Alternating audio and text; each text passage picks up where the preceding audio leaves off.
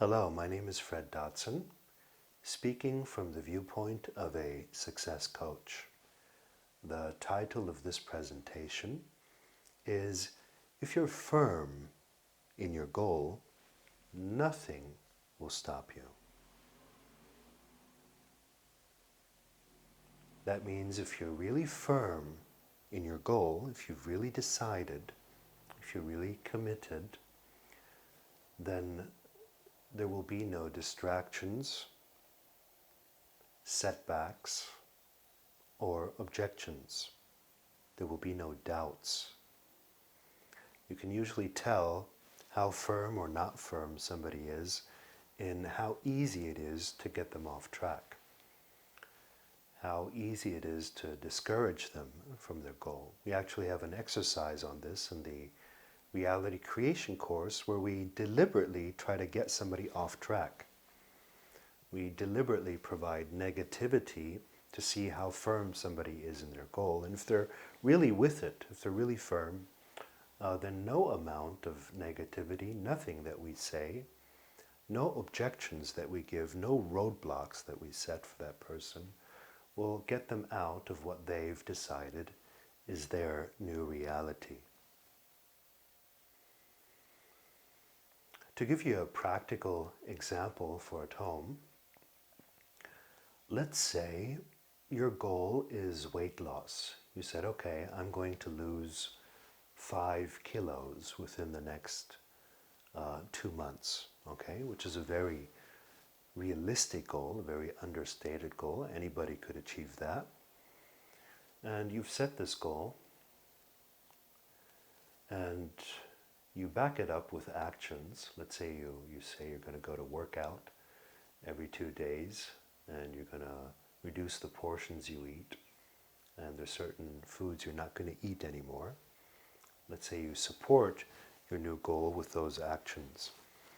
And your spouse is eating chocolate all the time, and sweets, and cookies, and pizza, and whatnot.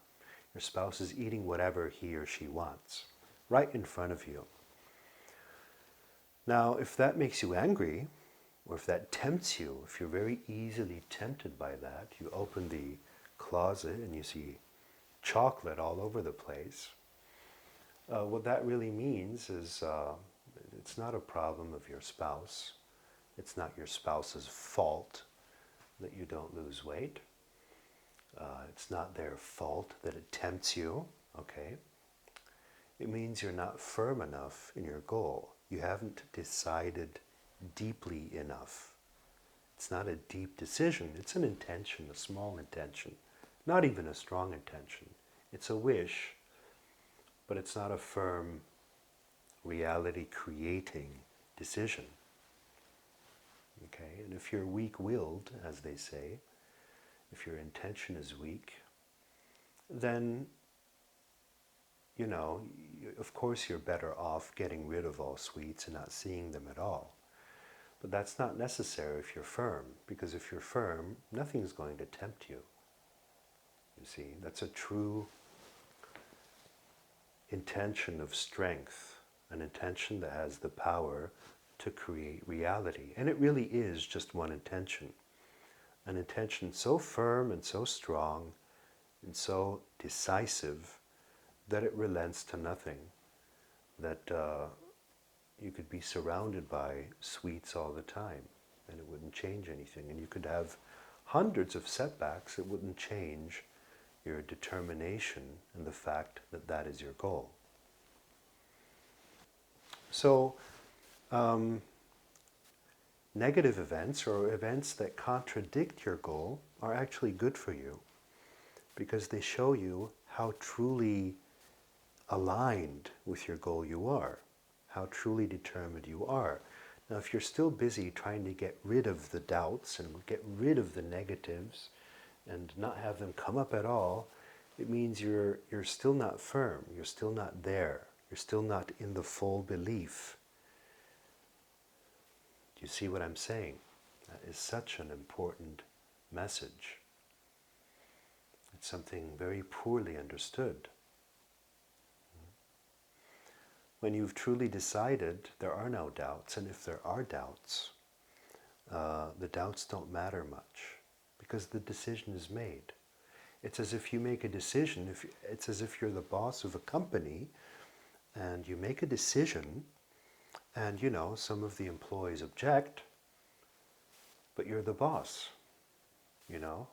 It's their objection, they're entitled to their opinion, but that doesn't change the fact that the decision is already made. And in the same way, you are the boss of your mind. And if your decision is made and it's firm, then all the objections that come up don't matter so much. The objections and the doubts only begin to matter when you're wavering in your new reality. Let's take another example from real life. Let's say your goal is to have a new partner, to have the ideal partner. And if that decision is firm, and it just takes that one firm intention once and for all, then it's going to happen eventually.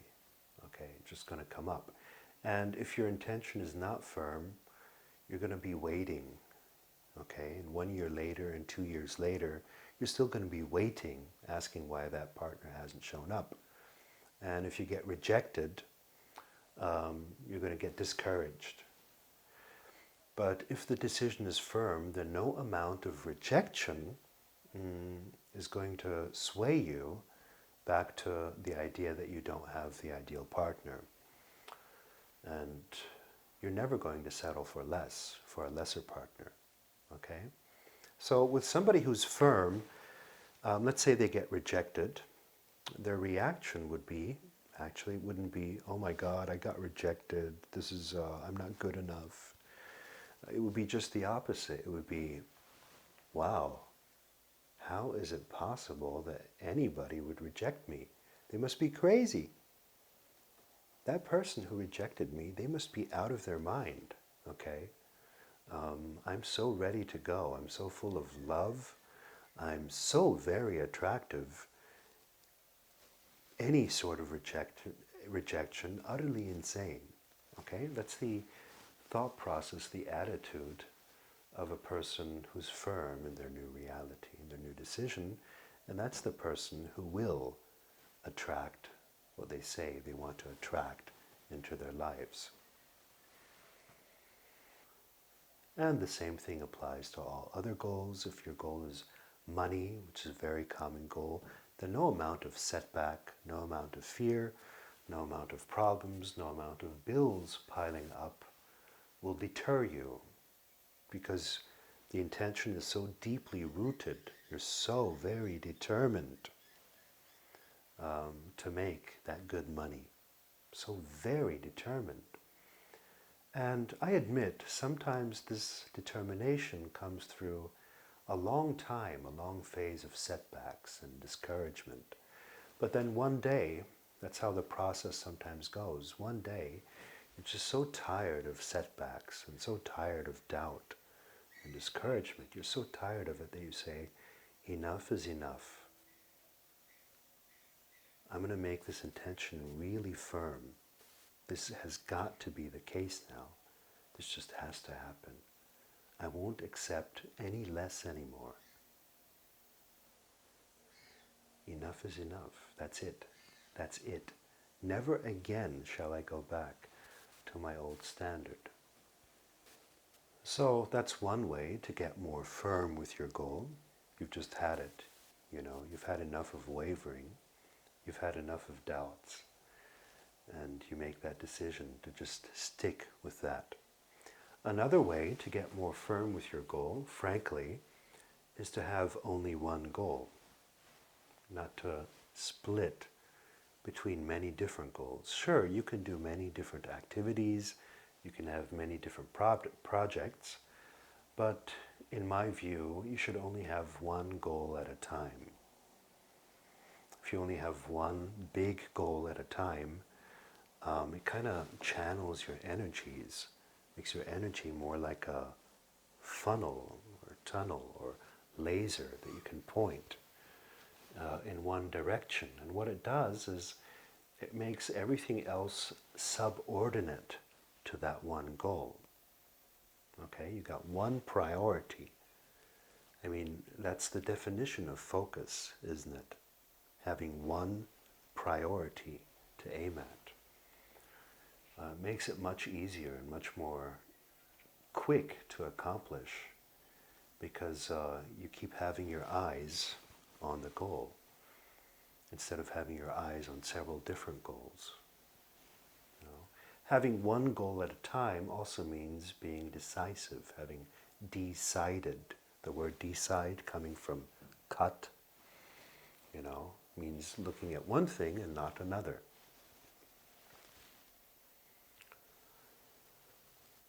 So decision is a very important word here. Decision means making your goal firm. And how do you know you've decided? You know you've decided if the actions you take are different than before. If there's no action, then you can't really call it a new decision. You can claim you've decided. You can say, yeah, I've decided, sure, I've decided. But if nothing in your behavior, your actions change, you haven't really decided. You see, action supports the building of new belief. So in the example of weight loss, we have somebody who wants to lose weight. It's not that going to the gym or reducing sugars and carbs and making small portions, it's not like those things are the cause of losing weight. The belief is the cause, okay? So that does mean that mere visualization of being slim would help you lose weight, but it happens much more quickly if that visualization is supported by corresponding actions, such as doing sports, such as reducing carbs and sugars, such as lowering your portions, okay? So if you're visualizing yourself slim, and then support that with things commonly believed to lead to being slim, that's what works the best, the combination of the two. Now, if you only go to the gym or do whatever it takes or go on a diet, without the belief, without the firmness, nothing's going to change actually. And if it does change, it's only going to change temporarily. And that's where you get this elevator thing of going up in weight and down, up and down, up and down, and so forth. And the same thing applies to all other goals. So if you said you've decided to find your dream partner, you've truly decided, then that's going to be followed up by new types of actions and new types of behaviors. So you might dress the part, and you might actually go out to places where new people can be met.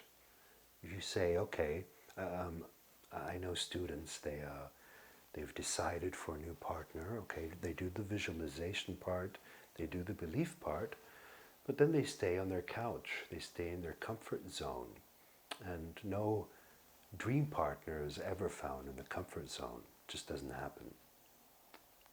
Okay, it's growth and the reaching of goals always happens outside of the comfort zone.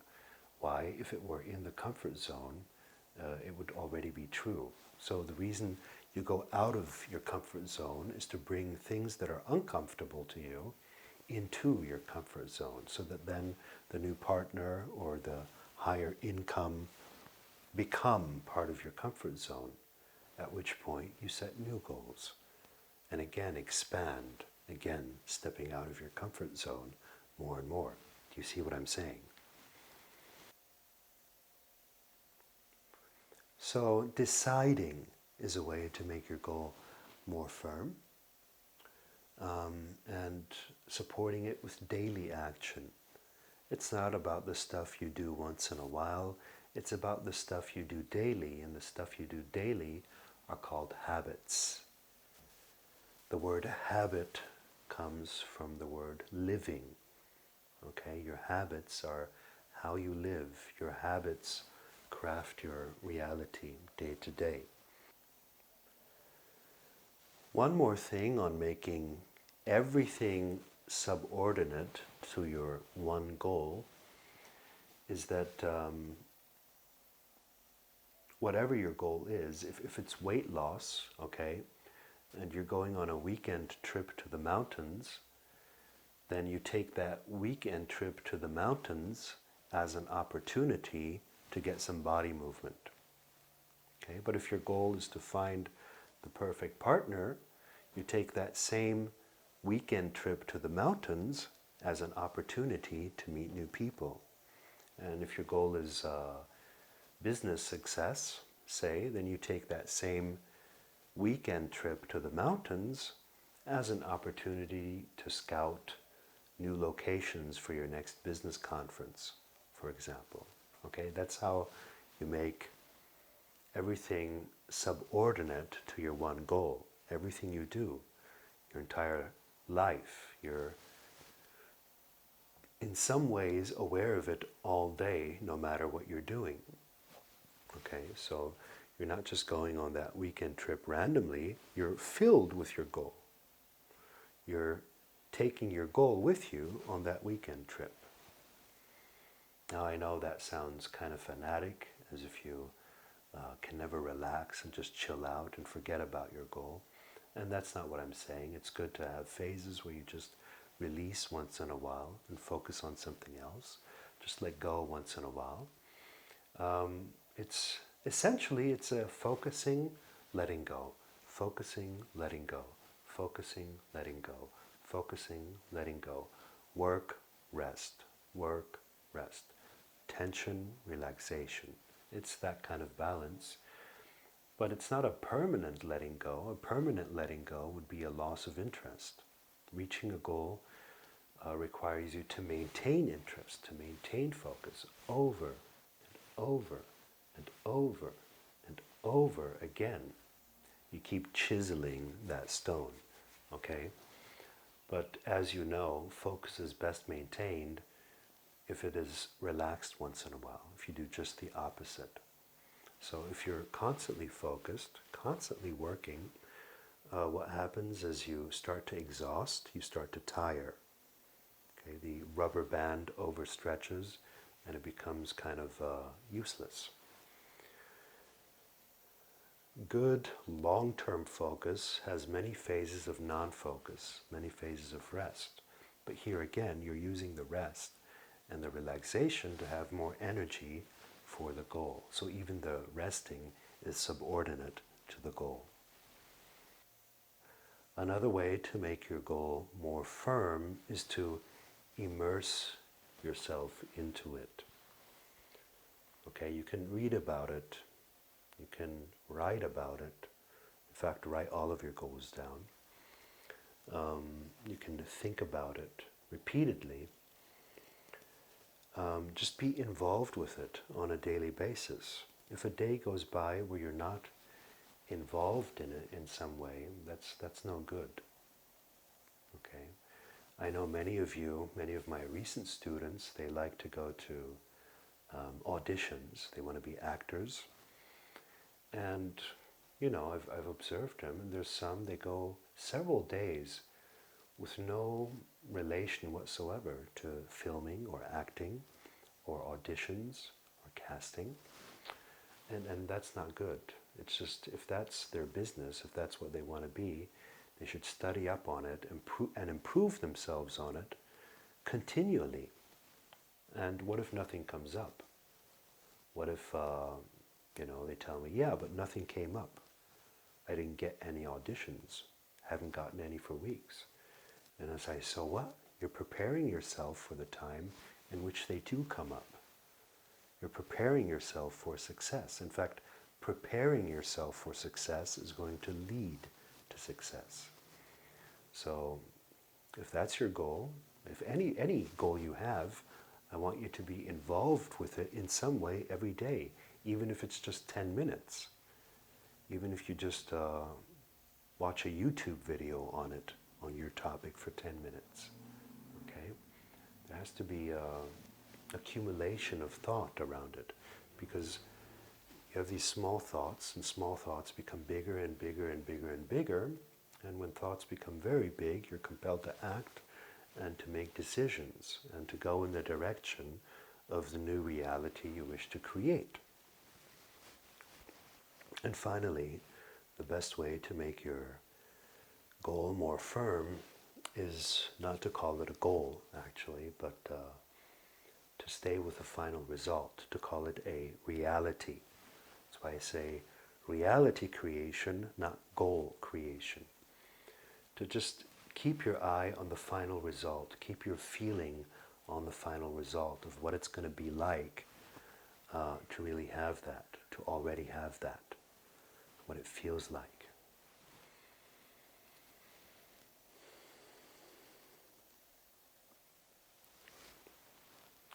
Allow all setbacks, distractions, doubts, and objections to be used as a confirmation and reaffirmation of the goal as a springboard toward becoming more determined.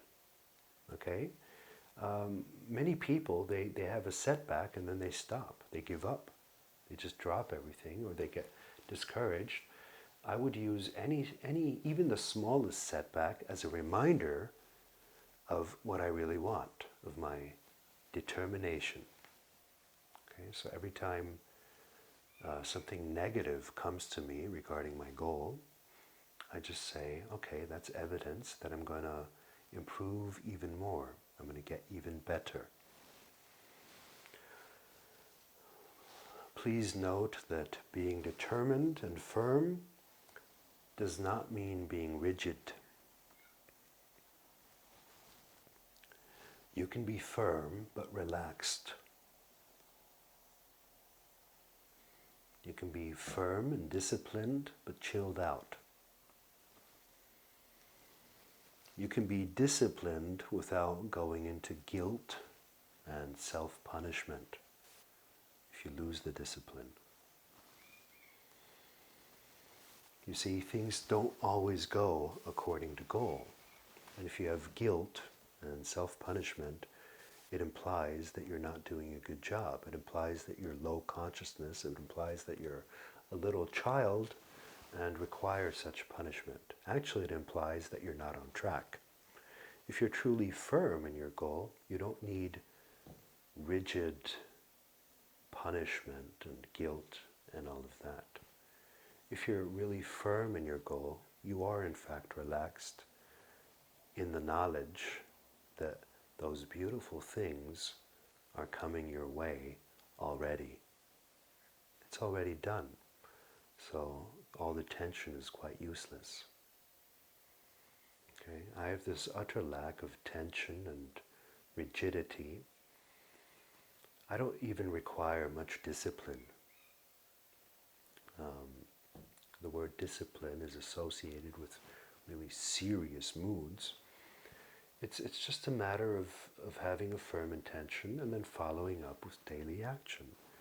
And you keep repeating and repeating and repeating, and from all that repetition, energy is generated, and what always follows is some kind of result. It's like an explosion. You repeat, repeat, repeat, repeat, and then the explosion happens and there's the result. Reality creation is not more complicated than that. If you are firm in your goal, nothing will stop you.